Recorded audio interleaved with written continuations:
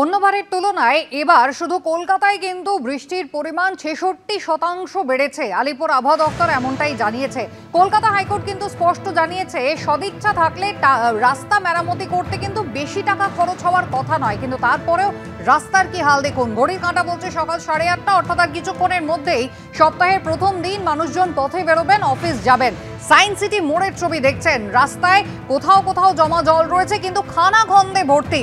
হিন্দোলতে সরাসরি সেই ছবি আমাদের দেখাচ্ছেন। হিন্দোল ধীরে ধীরে গাড়ির সংখ্যা ক্রমাগত বাড়ছে, ইএম বাইপাসের ওপর চাপ আর কিছুক্ষণের মধ্যেই বাড়বে। খুব স্বাভাবিকভাবে পথের অবস্থা এরকম। একেবারেই তোমাকে বলে রাখি যে পার্ক সার্কাস 4 নম্বর ব্রিজের দিক থেকে যে রাস্তা সায়েন্স সিটির কাছে আসছে, সায়েন্স সিটি মোড়ের কাছে, সেখানকার অবস্থা তুমি দেখতেই পাচ্ছ যে রাস্তা একেবারে ভাঙাচোরা অবস্থায়, গর্তে পরিপূর্ণ, বিভিন্ন জায়গায় জল জমে রয়েছে। এবং তুমি গাড়ির যে গতি সেটা দেখলে তুমি বুঝতে পারবে, গাড়ির মুভমেন্ট দেখলে বুঝতে পারবে যে রাস্তার এক পাশ দিয়ে কিন্তু যান চলাচল করছে, কেননা রাস্তার অবস্থা এতটাই খারাপ। এবং যে বাকি অংশটা অর্ধেকের বেশি অংশ থেকে কিন্তু ছোট গাড়ি বিশেষত সেগুলো কিন্তু চলতেই পারছে না, তেমনটাই পরিস্থিতি তৈরি হয়ে রয়েছে। বাস যেগুলো আসছে সেগুলো কোনো ক্রমে তারা কিন্তু রাস্তার মাঝামাঝি অংশ দিয়ে যেতে পারছে, কিন্তু বাকি আরেকটা যে অংশ রয়েছে সেই অংশে কিন্তু সেই বাসগুলো যেতে পারছে না। অর্থাৎ ভারী গাড়ি কোনো রকমে যেতে পারলেও ছোট গাড়ি কিন্তু এই সায়েন্স সিটি মোড়ের কাছে যে রাস্তা, যেটি পার্ক সার্কাস 4 নম্বর ব্রিজের কাছ থেকে সরাসরি সায়েন্স সিটির মোড়ে আসছে, সেখানটা প্রায় হাফ কিলোমিটার রাস্তা। সেই রাস্তা কিন্তু বিভিন্ন জায়গায় খানাখন্দে ভর্তি রয়েছে। আরও একবার বলবো দীপ্তেন্দু চক্রবর্তীকে ছবিটা দেখাতে, তুমি দেখতেই পাচ্ছ রাস্তার অবস্থা কতটা বেহাল। এবং এই রাস্তা কিন্তু ব্যাপকভাবে ক্ষতিগ্রস্ত, বিভিন্ন জায়গায় গর্ত তৈরি হয়ে রয়েছে, একাধিক জায়গায় গর্ত। সেই গর্ত কিন্তু এতটাই যে ছোট ছোট গাড়ি যেগুলো রয়েছে সেই গাড়িগুলো কিন্তু রীতিমতো সমস্যার মধ্যে পড়ছে। এবং বড় গাড়ি সেগুলোও কিন্তু, যেগুলো যাত্রীবাহী গাড়ি বা বড় গাড়ি, সেগুলোও কিন্তু রীতিমতো রাস্তার একটা পাশ দিয়ে আসার চেষ্টা করছে, কারণ রাস্তার বিভিন্ন জায়গায় এখনও পর্যন্ত জল জমে রয়েছে। এই রাস্তা একটা গুরুত্বপূর্ণ রাস্তা, পিসি কানেক্টর, পার্ক সার্কাস কানেক্টর বলা হয়। এই পিসি কানেক্টরে যেভাবে রাস্তা ক্ষতিগ্রস্ত অবস্থায় রয়েছে, সেটা কবে মেরামত হবে সেই নিয়ে কিন্তু নিত্যযাত্রীরা প্রশ্ন তুলছেন। যদিও দেখা যাচ্ছে যে শহরের বিভিন্ন প্রান্তে রাস্তা মেরামতির কাজ শুরু হয়েছে, কিন্তু সায়েন্স সিটির মোড়ের কাছে এই যে রাস্তা, যেটা অতি গুরুত্বপূর্ণ একটি রাস্তা, যেটি একেবারে এজিসি ফ্লাইওভার এবং সঙ্গে পার্ক সার্কাস কানেক্টর এগুলোর সঙ্গে ইএম বাইপাসের সংযোগ স্থাপন করে, সেই রাস্তা কিন্তু একেবারে ক্ষতিগ্রস্ত। স্বাভাবিকভাবেই অফিস যাত্রীদের, নিত্যযাত্রীদের তাদের কিন্তু একটা ব্যাপক সমস্যার সম্মুখীন হতে হচ্ছে। এই চিত্র থেকে কিন্তু তা একেবারে স্পষ্ট। একেবারে হিন্দোল, ধন্যবাদ। আর কিছুক্ষণের মধ্যে গাড়ির চাপ বাড়বে। যদিও মেয়র ফেরহাদ হাকিম তিনি কিন্তু এর আগে স্পষ্টই জানিয়েছিলেন, যদি 10 দিন বৃষ্টি না হয় তাহলেই কিন্তু রাস্তা মেরামত করে ফেলা হবে। কিন্তু শুধু তো খারাপ রাস্তা নয়, তার সঙ্গে বর্ষার জমা জলের সমস্যাও রয়েছে, আর তাতেই কিন্তু রাস্তায় একেবারে পদে পদে বিপদ।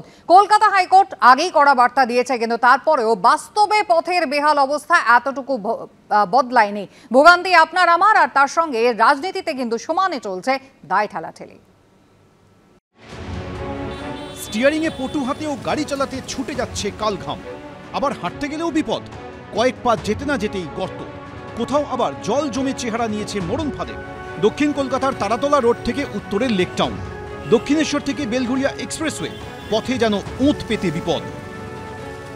জায়গাটা তারাতলা রোড, ঠিক যেখানে আমি দাঁড়িয়ে আছি, কিন্তু রাস্তা হিসেবে এটাকে আলাদা করে চিহ্নিত করা বড় মুশকিল। তারাতলা থেকে জিঞ্জিরা বাজার যাওয়ার যে রাস্তা, সেই রাস্তার বিস্তীর্ণ এলাকা জুড়ে খানাখন্দে ভর্তি। কোথাও কোথাও জল জমে আছে, অর্থাৎ বৃষ্টি থেমে গিয়েছে অথচ জল জমে আছে। এবং খানাখন্দ এতটাই বড় যে ছোটোখাটো গাড়ি, অর্থাৎ 2 চাকার বাহন, এছাড়া যে অটো, এই সমস্ত গাড়ি কিন্তু যে কোনো সময় পাল্টি খেতে পারে। ये रास्ता यहाँ से लेके पूरा झिझरिया बाजार तक, ठीक है, पूरा खराब रास्ता है। 2 दिन पहले वो एक तो टैंकर गाड़ी 2 आदमी को मार दिया, इतना खराब रास्ता है, एक्सीडेंट। वर्षा होने से गड्ढा गड्ढा हो जाता। একই পরিস্থিতি দেখা গেল কামারহাটি পুরসভার অধীনে দক্ষিণেশ্বর থেকে বিটি রোডের সংযোগকারী এই রাস্তায়, যেখানে সেখানে খোঁড়া, তার মধ্যেই জল জমে চরমে দুর্ভোগ। এই রাস্তার তো এই হাল, কাজ হওয়ার পর পিচিং হয়নি। গতকাল ওই যে মাথায় গতটা অটো হেলে গেছে, আমরা নিজেরা এপাশ থেকে নামিয়ে অটোটাকে সোজা করলাম।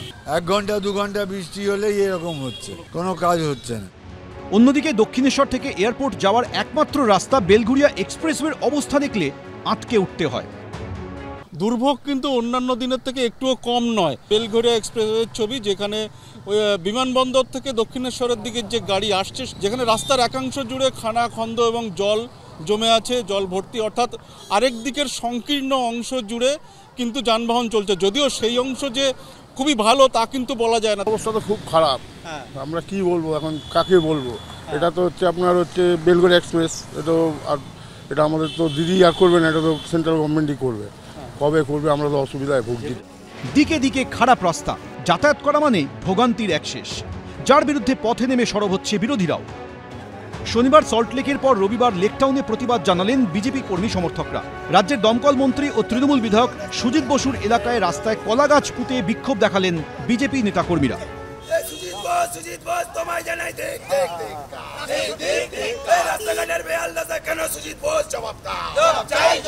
বিজেপির তরফ থেকে তারা কিন্তু রীতিমতো বিক্ষোভ কর্মসূচি পালন করছেন এবং এখানে তারা দলীয় পতাকা নিয়েছেন এবং পাশাপাশি হাতে কলা গাছ তারা কিন্তু প্রতীকী হিসাবে নিয়েছেন যে কলা গাছ তারা রাস্তায় পুঁতবেন।